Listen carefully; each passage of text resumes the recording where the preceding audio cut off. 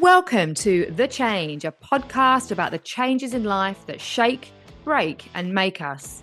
I'm Laura, a 45-year-old writer, podcaster, and mum who has until recently always loved change. And I'm Cathy, a 53-year-old writer, podcaster, and mum, and change is actually my kryptonite.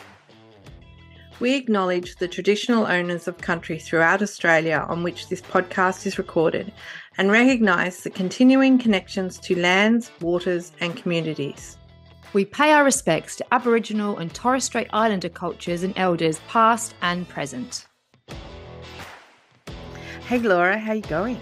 I'm good, Cathy. How are you? I'm really good and super excited about this morning's guest. Oh my gosh, yes. Tell me, who have we got on? Oh, we have the incredible Dr. Fatima Khan. She is a Melbourne-based doctor. She specialises in perimenopause and menopause care obviously for women. And she moved from London to Melbourne in 2019 and founded the Menopause Clinic to share her knowledge with women in Melbourne. She has extensive credentials in pharmacology, medicine, surgery, gynecology, obstetrics, and so much more. And we are so excited to talk to Dr. Fatima Khan. Welcome to our fabulous podcast, Dr. Fatima Khan. We are so excited and privileged to have you on. I thought we'd start with a bit of a general question. Can you tell us a little bit about who you are? How did you get to here? Well, thank you, Laura and Cathy, for having me on your wonderful podcast. So I guess where do you start? It's a very long, complicated story, but we'll try and keep it to what's relevant. So I've been in Melbourne, Australia for just under 6 years. Yeah. And my husband's midlife crisis led us here in 2019, 2 years before the world's longest lockdown. So, and prior to that, I started doing dedicated perimenopause and menopause health in 2017. Wow. So I've been doing it for a good 8 years. It wasn't trendy back then. It wasn't something that everyone was talking about. So I've been in this dedicated space, been a doctor for 18 years. I did lots of training in surgery and medicine. I did GP for a few years and then went back and did some emergency care, psychiatry, a bit all over the place. But my main interest was women's health. So I started with doing obstetrics, which is what I loved. And then I kind of said, need to do more community gynae. And I think the main thing was the main impact you make in women's life is really in community. If you're getting right to the end in hospital, it's a bit too late. Why hormones? I guess I'm one of 3 sisters. My mom's one of 3 sisters. My dad has sisters. And going around lots of cousins and family, I've seen every woman transition through puberty, pregnancy, postnatal, perimenopause, menopause, and, go on to get breast cancer and all of these things. I've seen it all. And personally, for me, I had the same thing, premenstrual issues. I had polycystic ovaries. I missed my periods. I had mental changes with it. I had postnatal depression. I had perimenopause. I had everything, except no one knew what to do. And the answer was always a contraceptive pill. And this is someone who's in medicine, who's in healthcare. And that was quite challenging because the pill is fine, but it's a synthetic hormone and it doesn't suit a lot of women. And I'm not aligned. For me, my belief system is that, the body is the most powerful way in supporting and healing itself when it's given the right environment. So if it's showing up, symptoms are a way that things are out of balance. And so you've got to go to the root cause of it and understand. So I've got a lot more holistic approach, I guess. It's like looking at what are your environmental inputs, from your movement to your sleep to what you're eating, your stresses, your boundaries, and how that interacts. Because for women, we're very sensitive to all these environmental inputs and they have a direct impact on our hormones. And menopause is easy because that's 12 months of no periods. But I think perimenopause, I was just thinking of this today. I was writing about it and thinking, we talk about it's not about the destination, it's the journey. Well, you don't go from a monthly period to menopause in one kind of month. It's Perimenopause is the journey, Mm-hmm. menopause is the destination. And that journey is a transition which can last up to a decade. And so I guess going back to why I started doing this, I think in part of my training was looking after women who were pregnant, but also I was seeing a lot of mental health issues, heavy periods, changes in women's mental health. That's my main interest. I've done Mm-hmm. psychiatry and I've done some drug and alcohol rehab around addiction work. And women will always present with these shifts in their mental health, but they're not permanent. They're cyclical or they're around their reproductive transition. So that's kind of my main core message, is that hormone health is mental health. And that's the kind of awareness I'm trying to bring to women's for women and the public, is to, there's nothing wrong with you. And most women know that there's been a shift, but they don't need an antidepressant to fix it. Mm. And I mean, I can't speak for Laura, but I can speak for myself that I tried many antidepressants. So I had a complete breakdown. I guess typically it was called a nervous breakdown, because I actually lost the use of the left hand side of my body. My understanding is and I say my understanding because I don't remember this period of time. I've still got dissociative amnesia from around this period of time, but they were treating me thinking that I'd had a stroke, but I hadn't had a stroke. I just dissociated from my body. And so it's called functional neurological disorder. So I live with that. And I know when I'm particularly stressed or whatever, that can flare back up. And we tried so many antidepressants and none of them worked. None of them worked. Ultimately, eventually, I was diagnosed with ADHD, which clearly I had my entire life.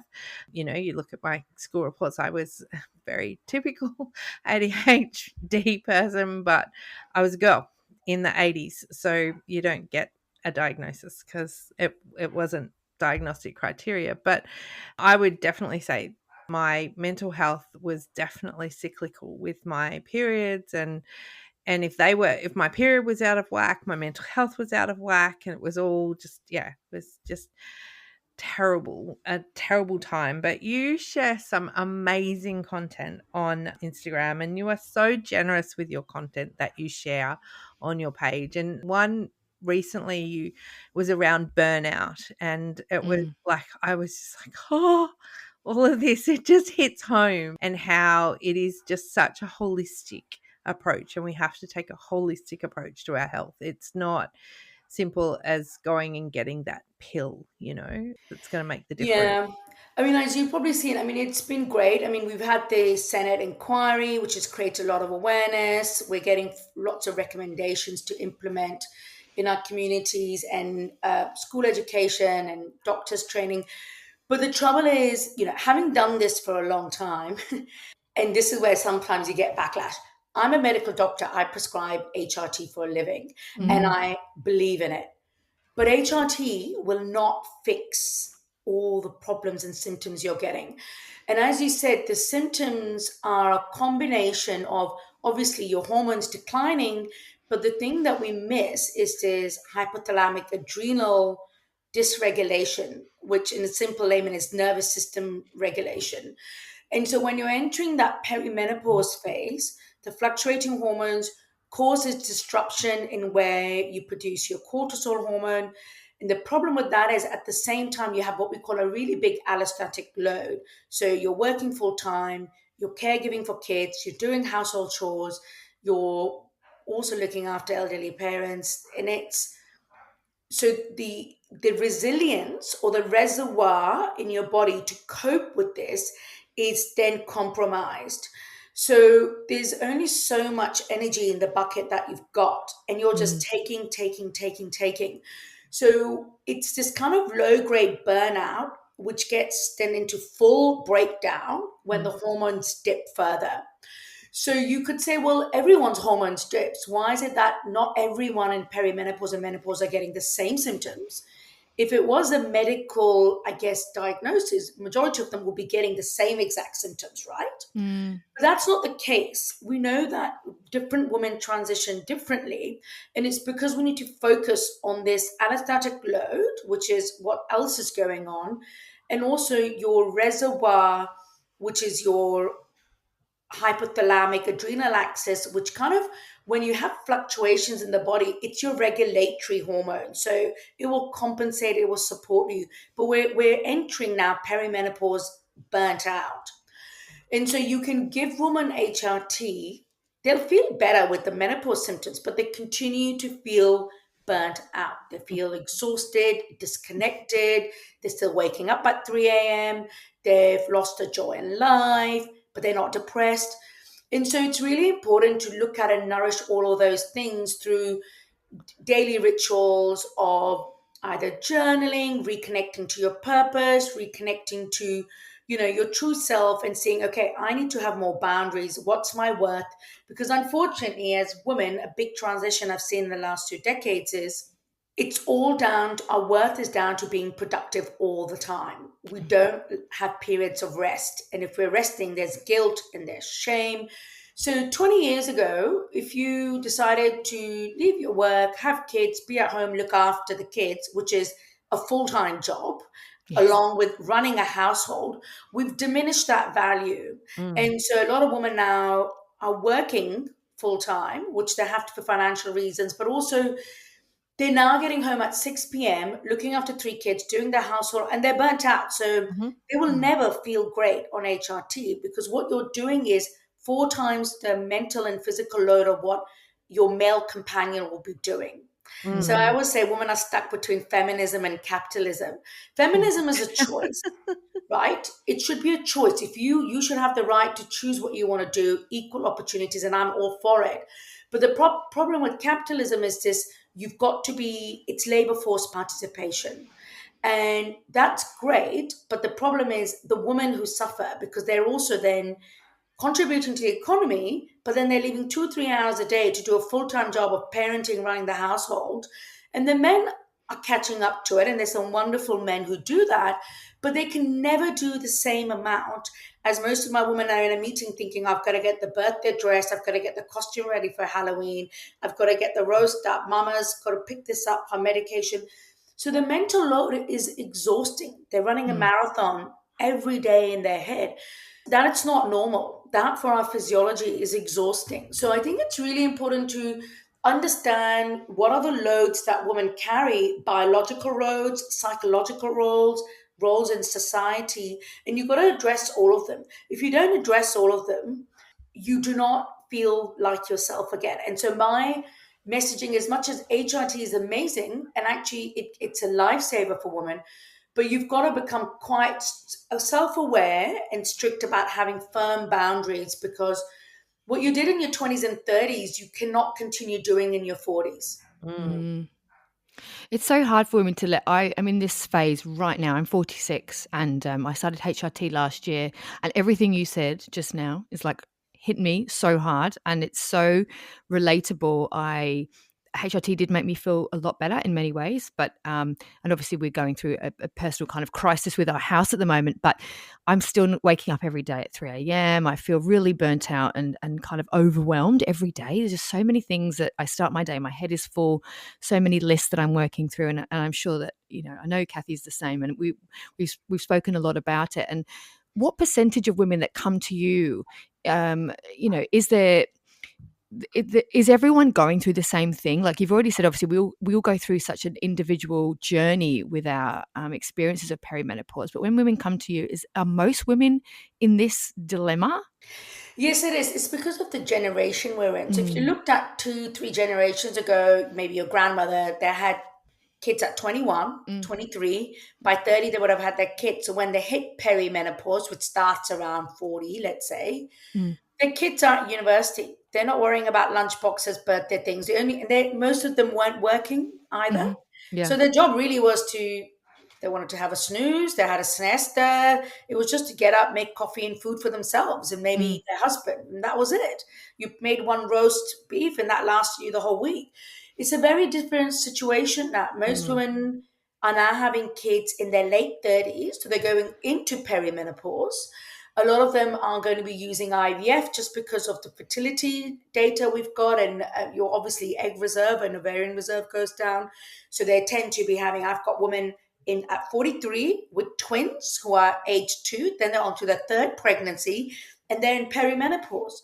So perimenopause essentially is, as I said, menopause is the end where you have no more eggs, but the egg quality and quantity starts to decline in your late 30s. We've always known fertility goes down at 35, but we all look at it from a reproductive lens. What we're not looking at it, the hormones are going down, and the hormones add to things like your cognition, your mood, your energy, your metabolism. So we already know that's going down. So the problem is our lifestyle demands are really, really high. So there's a mismatch of what we need the body to show up with and what we're asking it to do. I think also there needs to be a bit of recalibration because we keep saying yes, yes to a million things. Yeah. And really, do you really need to be doing all those things? So I think it's just going back to this kind of, I think it's just a society change. As I said, going back to the same feminism and capitalism, women were told they can do everything. So it's not your and my fault. It's the fact that I was told I'm supposed to be at the peak of my career. I can have it all. And so that's the mantra that I've been told. And so if I'm not achieving those goals at the same time, working like a superwoman, then there will be shame and guilt associated with it. And that's where the overwhelm comes from, because we are not supposed to say no. We're not supposed to sit on a couch on a Sunday guilt-free because we're supposed to be doing stuff all the time. And I think that culture is changing. And you can see there's all these interesting clubs, we do not care clubs and all of these things. And you got thousands of women talking about, I just do not care if my clothes are not ironed. I just do not care, because everyone is burnt out. We have an epidemic of burnout in women. And unfortunately, I'm seeing this across even younger women in their late 20s and early 30s now, because they're getting more and more endocrine disorders such as more severe forms of premenstrual syndrome like PMDD, but also endometriosis, heavy bleeding, all of these things that you wouldn't necessarily get when you were younger, because I think of this overactivity and just not having natural rest. Obviously, our food ecosystems change as well, so we don't necessarily have all the whole foods. Screens put a lot of burden on our cognitive overload. We know that chronic screen use increases your cortisol, suppresses your melatonin. It leads to things like cognitive burnout, fatigue, or decision making. You're just exhausted because although you're scrolling and it provides this dopamine to give you kind of a little boost, but overall your resilience to making decisions and that cognitive reserve is going down. So I think it's so many things. And the problem is we've normalized it in society. So when we're having this conversation, people are like, but every woman's doing this. Everyone is scrolling. Everyone is having coffee and croissant on the go. So it has to be a systemic change on a cultural society basis, because you can make individual changes, but I guess we need to have a collective conversation to make these changes if we're to really improve the well-being of women globally. And where do we start? How do we, as women listening to you, and you're so smart and I love everything you're saying, how do we, you said journaling, obviously stepping away from screens, maybe getting outdoors. Tell us a little about where you would recommend women start, apart from perhaps seeing their GP Yeah, too. so I call it the foundations of your hormone wellness, right? And that starts with primarily first, I would put sleep. Because if you're not getting deep sleep, you are going to have issues with your mood regulation, energy, metabolism. There's lots of data now on Alzheimer's prevention. I get lots of women coming saying, I want HRT to prevent Alzheimer's. Estrogen is a big role in preventing cognitive decline. But actually, if you look at more and more research, the data is around something called your glymphatic system, which is your brain has an internal recycling system. So all the junk that gets built up during the day, especially these amyloid proteins that we see in Alzheimer's, which is a leading cause of death for women in Australia. So it's important to think about how we can prevent that.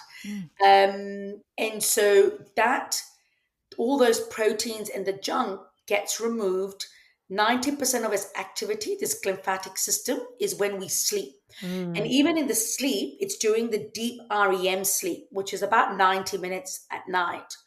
So you can take HRT, and if you're not sleeping, you're not clearing those amyloid proteins, which is why a woman with HRT can still get Alzheimer's, because it's not as simple as giving you estrogen. Now, of course, we know when we give women estrogen, they will sleep better, a cohort of them, because their night sweats have gone, they've got restless legs has improved, and sleep has improved. But if your sleep isn't improving on HRT, that's your primary kind of goal, is to get good sleep.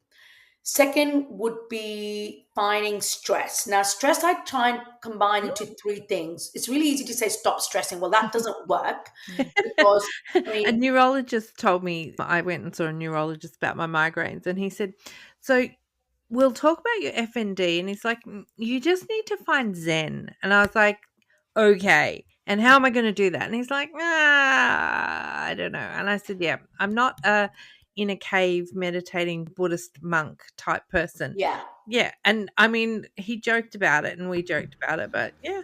I think stress is you've got to sit back, and this is why journaling helps. I'm like, okay, what's causing you stress? You've got to ask that simple question. Okay, is it overcommitment? Well, say no. Why can't you say no? Why are you people pleasing? Is it related to your worth? Is it related to your self esteem? So you've got to do the work, because these are inbuilt, rewired. This is what we've done, been conditioned to be. And that the overcommitment is a big issue, running from one club to another club, doing lots of things. So I think allowing yourself to rest will only happen if that's an issue. Then you've got to set new boundaries. If there's certain people are toxic, we don't have to maintain relationships with people who are adding stress in our lives. And sometimes those are family members, which are very hard, but you've got to have those conversations, or you've got to be really boundaries and reduce that interaction. And it's really hard because we have teenagers, which can be a huge source of stress. And it's again, we're trying to control them rather than connect with them, which is what I've had to learn. Instead of controlling my teenager, I'm like, okay, I'm going to stay away. And how do I find moments of connection? Connection over control. And then the final thing is doing mind body work. So reducing stress in ways that is physical, because a lot of the stress gets stored in the body. Trauma gets stored in body. So, sitting there, like, as you said, and meditating is not for everyone, because that's very, very hard. But you might find movement might help, doing some yin yoga, which is stretching, releasing the stress in the fascia. Some women might find going for a walk with the dog and listening to a podcast. You might find actually having a coffee. Laura and Cathy meet once a week, grab a coffee, whinge about their life, and realize everyone is whinging about the same thing. And my life isn't that bad. And sometimes that social connection is really important. And I think we become, as women, the other thing is we're so socially isolated because everyone is working, and you don't want to dump your emotional, kind of stories onto them. So I think it's journaling, finding something to release that stress. And then finally would be social connection, because when we connect with other people and talk to them, actually it kind of relieves our emotional burden as well. So I would say those are kind of some of the key strategies for stress. You can supplement in your nutrition. So moving on to nutrition. So I'm going to add in supplements in that. We're all deficient in magnesium, especially magnesium glycinate, which is very, very calming for the nervous system, helps with blood glucose, but it also helps relax like those restless legs if you're not sleeping, and relax the body. I think nutrition is really important, because we might find in our 20s and 30s, you can calorie restrict, eat less, just survive on a smoothie. You can't do that in your 40s. You really need to nourish within an hour, waking up with good source of protein, boiled egg, make chia pudding, something to balance your blood glucose levels. Because as the hormones are declining, the problem is your glucose level is staying up, and that causes issues with your insulin, which makes you gain weight, but also causes you to become a bit hangry, so you're more irritable. You might find you're getting a bit panicky or breathless or anxious, but more palpitations because the blood glucose level is dropping. You don't really know what's going on, and then you reach out for another coffee. So it's just limiting excessive caffeine. I could have 6 cups, and now I can barely do one in the morning. But maintaining, I guess, nourishing the body for supporting organ health, for future health, not just thinking about your waistline. I think that's important. But I think a lot of women that I see will say, I'm doing my cardio, I'm rushing, I'm exercising, I'm calorie restricting, I'm not shifting any weight. And the problem is it doesn't. You need to stop counting your calories. You need to eat good sources of protein, fiber, fat. Three, make the portions smaller, but you've got to make sure you've got something every 5, 6 hours to nourish the blood glucose, which will help with your mood. It will help maintain muscle, which brings me on to movement. And so everyone, we were all told to exercise, but it was running, cardio, hit. The problem is it's still a form of physical stress. And so it doesn't matter. Our body's ability to process and cope with stress is reduced. So you need to do low intensity, but that doesn't mean it becomes easy. You need to lift heavy weights. And even if you're doing 30 minutes, start with 2 kilos in your hands. If you did that every other day, you will see your body composition change because muscle burns fat. And we lose generally muscle as we get older. And sarcopenia, which is loss of your muscle and generally your tissues, is the biggest leading cause of fall. So everyone, as we get older in aged care, we fall, we break our hip because of osteoporosis, and we end up in a hospital bed, and 30% of them won't survive. So we also need to think about how do we build strength, not just for body composition, blood glucose management, but also for longevity in preventing falls and being active. So we've done stress. We started with sleep, stress, nutrition, movement. So those are your fundamentals. So it's really important to say, okay, these are the things that I can do something about, because all of these inputs communicate with your hormones, estrogen, progesterone, testosterone to an extent, and cortisol, and they will help you transition better. And then the estrogen, progesterone, and testosterone are they're declining. So adding them in will help. But if you haven't addressed the other four things, the idea is not to just survive, is to thrive, right? That's what we're aiming for. We're aiming for optimal health. And so you've got to focus on these pillars, which are not going to support you now, but also long term, invest in preventing those chronic diseases, because you're spending 30, 40 years after menopause. Yeah. That's right. And I mean, I know you've said it and like we've covered it over, but if we're starting with that empty bucket because we're depleted, because we're having busy careers, then we're running straight from a busy career into trying to have families, but later in life, our bucket is empty. It's already empty. There's nothing left for it to give. And then all of a sudden we add in, significant hormonal changes, and then maybe aging parents or other life stresses, whatever they may be. Then all of a sudden then our bodies just fall apart because, or our brains or whatever, it might be for some people that they have previously been runners and then they get lots of injuries and they can't understand why. Or for someone like me, why did my mental health? Well, because my mental health was rubbish when I was in my 20s to start. Like, if I'm totally honest, it's been rubbish most of my life. And I didn't start with a good foundation. So, of course, as more life stresses came on top of all of those things, and then the hormones that were probably propping things up just that tiny little bit, they've all gone, everything falls out. Of course, the bottom falls out of the bucket, and then I've got nothing left, and my body just goes, all right, you got to stop because there's nothing else for us to do here but let you fall completely apart, and then maybe you'll start building yourself up, and maybe you'll start. And I did for a period of time, and then the bucket started to overflow again or fall out of the bottom because I wasn't listening to the signs and the symptoms. And so it sounds simple, but as you say, stress, sleep, movement, nutrition, they are the foundations of everything. And then if we add in additional things like hormones to support and all of those things, of course we can thrive. Yeah, Well, it's easier said, but I think the biggest component I would say is that stress, which comes from this overcommitment, productivity, our self worth, the people pleasing. That's the biggest narrative. It's like with Laura, she told me she has all these lists. Well, if I said, well, just do 3 things in a day, why? Because the problem is when you make a list of 10 things, you number one, you look at it and you can't even, you're just exhausted by looking at the list. So I think just do the priority. This is what I need to do. I'm going to do 2 things. Because the problem is the feedback is exhaustion because you've done your list and there's no feedback to say, great, Laura, you've done 3 things. No, it's like, oh my God, I've got 7 more things to do. And so you're climbing this kind of mountain, which is never ending. Of course, you're going to be shattered and exhausted. There's no reset. There's no way of, saying, okay, well, this is what I'm going to do for today. So it's about doing little things every day. And if you don't do it, it's trying to get things done, not perfection. I'm generally was type A personality perfectionist, and I've had to change that.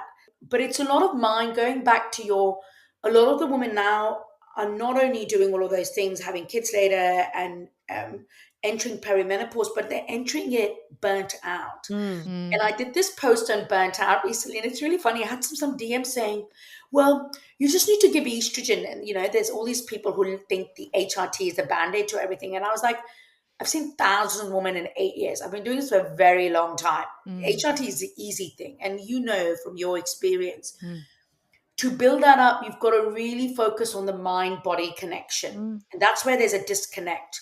Because the problem is the mind is very intellectual and it's just going at 150 speed. And the body, it's saying it can't keep up. And so it has to have this disconnection because it's not listening. So you've got to then start doing mind-body exercises. There's lots of somatic therapies. You might start with cognitive behavior therapies, which looks at the way you think about things. And then you go on to these other therapies. Someone will find yoga. Someone will do acupuncture. I'm a big fan of acupuncture and Chinese herbs because they're very good. They work on energy systems. So it's an energy mismatch where you just don't have the reserve to even get out of bed and do the things you need to do because your body just can't function. And that's what fatigue really is.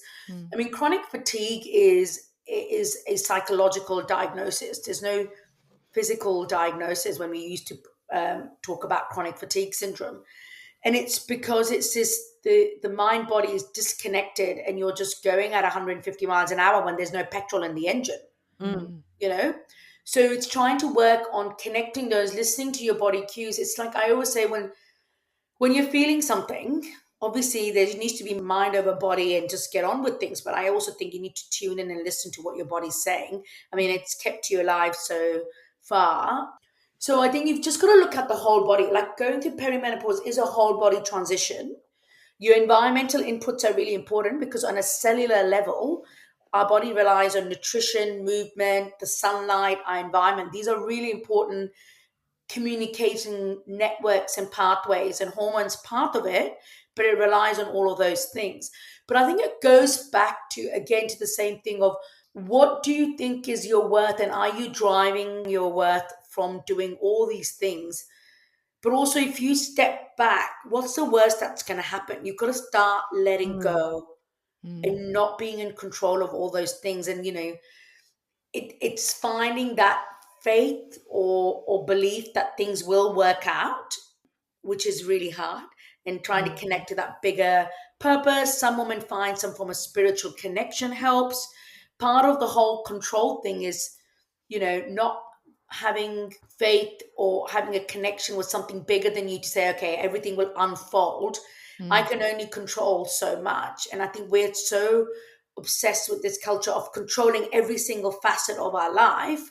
But actually, the more you try and control, the more uncontrolled it gets. And that creates this more stress and frustration. So it might be finding some kind of bigger purpose, connection to spirituality, whatever allows your soul to feel a bit more peaceful, I think.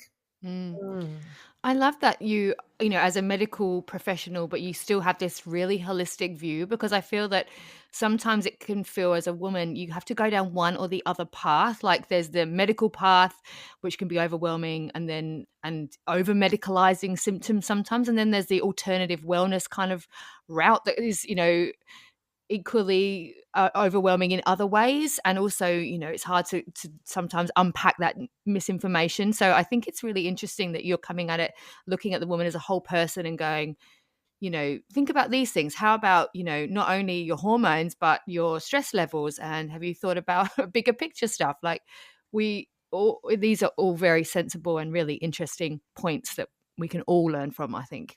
Yeah, I mean, it's really interesting because we kind of disconnected. But I mean, I've done a bit of psychology and psychiatry, and I guess in those things, we have a biopsychosocial model. So when we're talking about the biopsychosocial model, we talk about what is your precipitating factors, what is it, the reason why you're feeling the way you're feeling, and we work around nutrition and all of these things. And so I think you can't just look at a body and just medicalize it.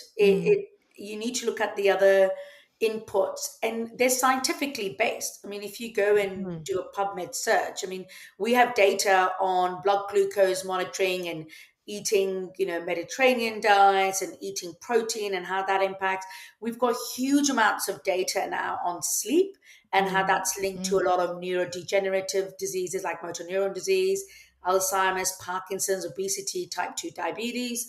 Because I think what we're realizing is before you get to disease, there is disease. There's years of imbalance in the systems. And you cannot just look at it in isolation. I don't call these things alternatives because it makes it, you either go medical. I call them complementary therapies. Yeah. So my patients take HRT, all of them do, but I get them if they've had bereavement, they've lost their father, they've lost their mother, they've got a lot going on with their children, they might be feeling burnt out, they'll have acupuncture, they'll have Chinese herbs, you might go on a yoga retreat, you might do a meditation thing, you might find something that's more spiritual. You've got to look at the mind, body, and soul alignment. That's like the bigger picture. So, and I think that's why I have a high success rate. I'm not just saying that as a boastful way. I think it's because if you will fail women if you just look at it from a HRT lens. And I think if I love what I do and I enjoy what I do is because I'm looking at the whole body transition and not just taking your estrogen and progesterone is going to fix the issue. And I think that's the only way we're going to achieve this vitality post-menopause, because it's quite a liberating phase once the children have left. Because, let's be honest, I'll have women saying to me, oh, my teenager's doing this and she's annoying me. And I'm like, but it's okay to be annoyed because they are annoying. You do want to strangle them. They push your buttons. And I think, again, it's accepting that and allowing space. Because they weren't like that 2 years ago. They were these beautiful children who listened to what you said. And now it's defiance, it's, love-hate relationship, and teaching yourself and showing compassion towards yourself to say I think a lot of it we think is a reflection of our parenting.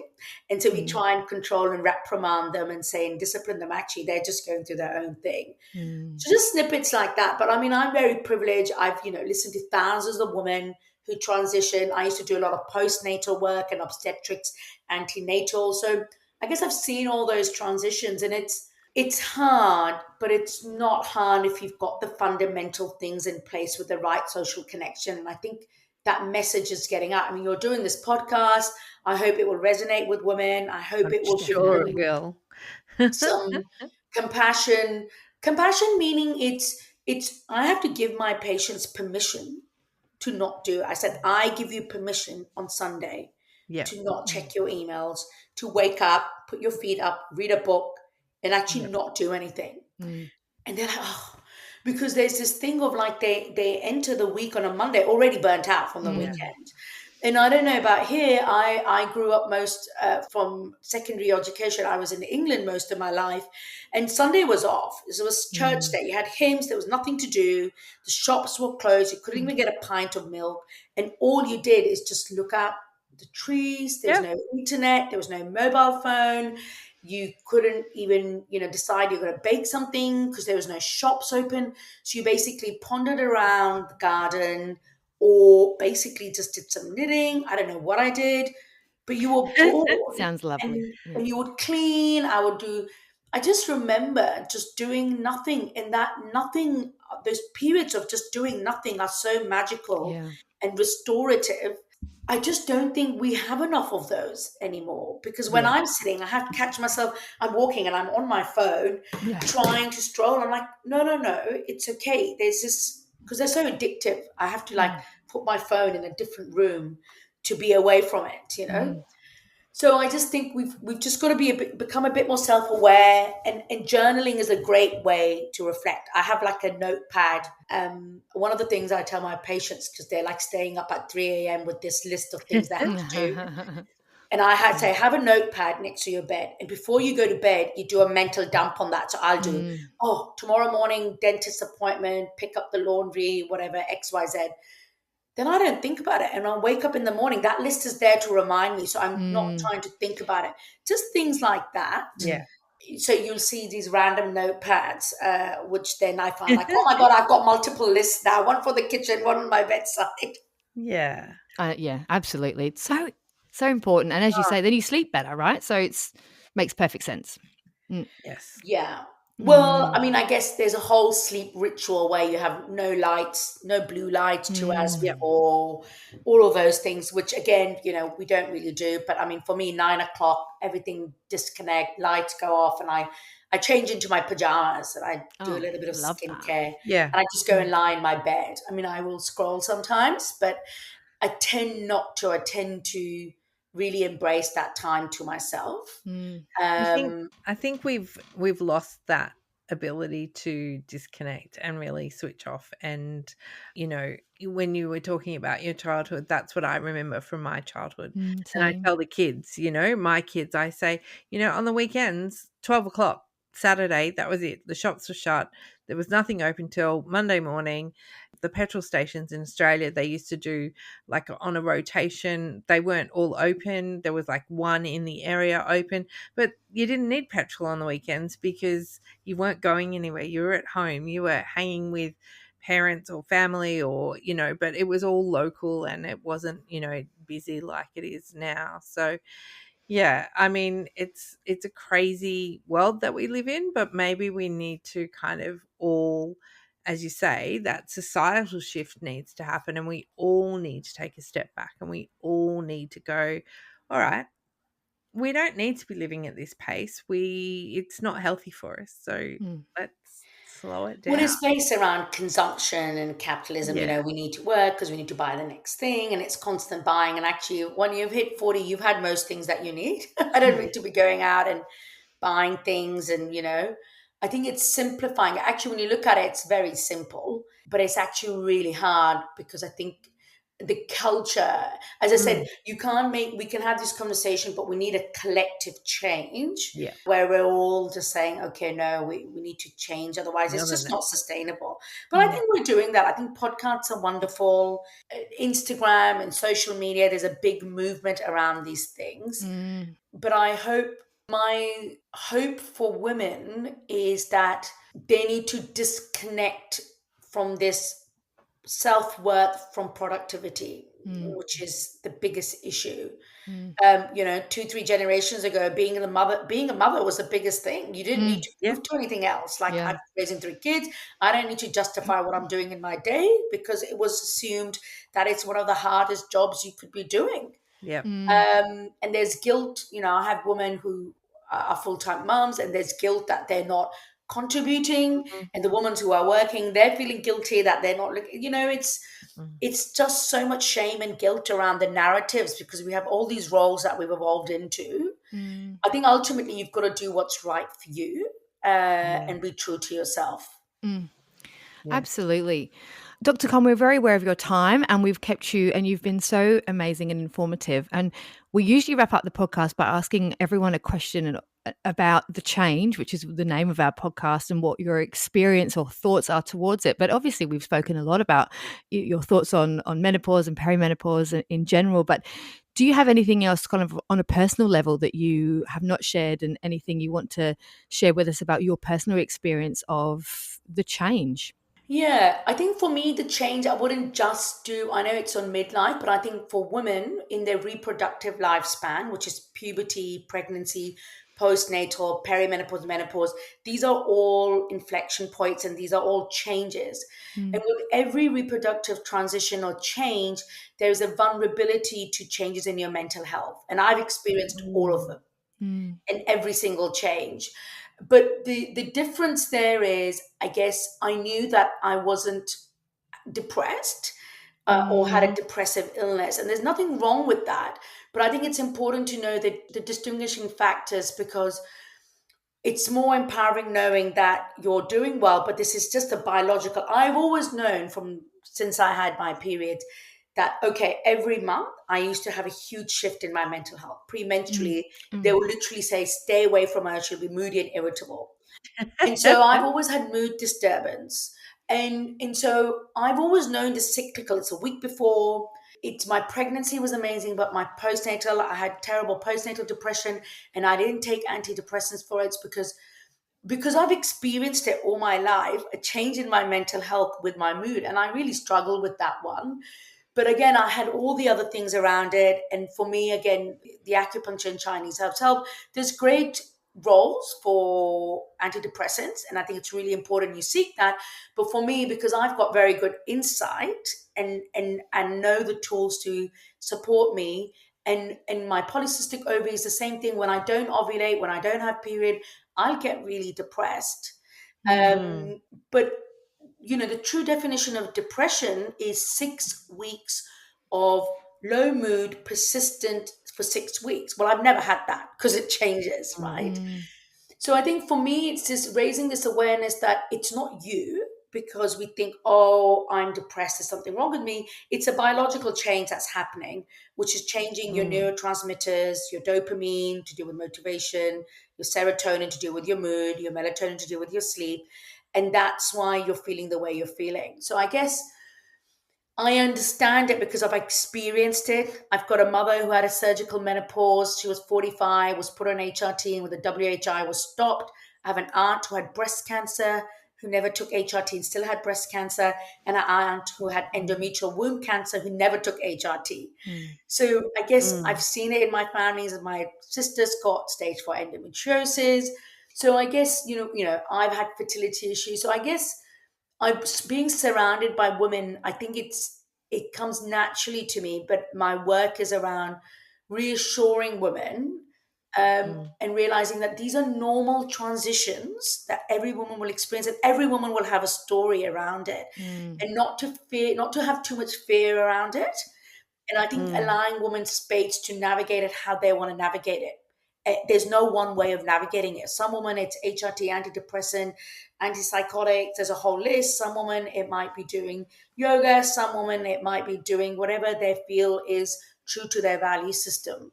So I guess for me, it's just I've experienced, for me, the mental health changes have been the most challenging ones. And I still struggle with them, like all of us.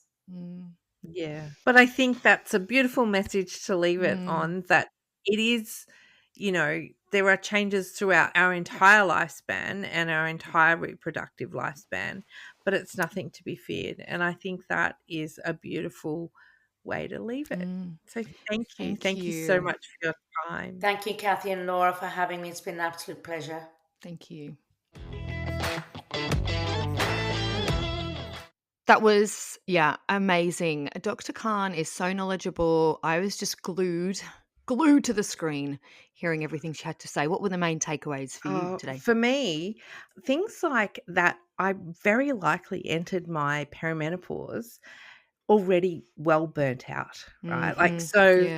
Coming through, and obviously mine was surgical and all the rest of it, but I was already burnt out before I got there. And add all the hormone issues on top of all of that, there's so much that I can still take away from that. I really need to reduce my to-do list. I need to fill my own cup first and work out what is necessary in my life, and then all the rest of it is filler and fluff.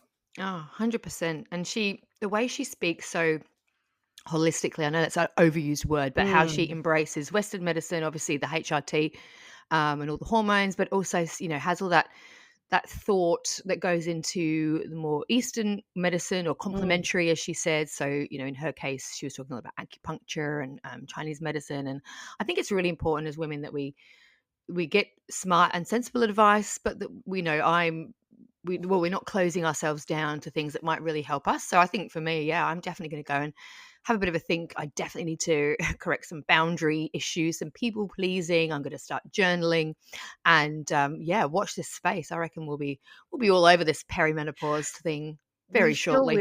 We sure will. And I think exactly as you say, the people pleasing and the boundaries, but also really looking at my to-do list and what is on there that just doesn't need to be on there. Yeah. What have I said yes to that is not a yes for me, but it's a yes for other people? Yeah. And which obviously is boundaries and people pleasing and all of those things that I've done my whole entire life. Unlearn. So yeah. She was great. Yeah, we hope you got plenty out of it, as I know we did. Yes. Thanks for listening to The Change, a fully independent podcast. Whether you're seeking inspiration, curious about change, or just here for the great banter, we'd love you to make The Change your new go-to podcast. And even better, send us your voice notes or questions about change. We'll use them on the show. Email us at changepod2023@gmail.com or DM us on Instagram at _change_pod. Find us wherever you get your podcasts. And don't forget to follow us on Instagram for more on The Change.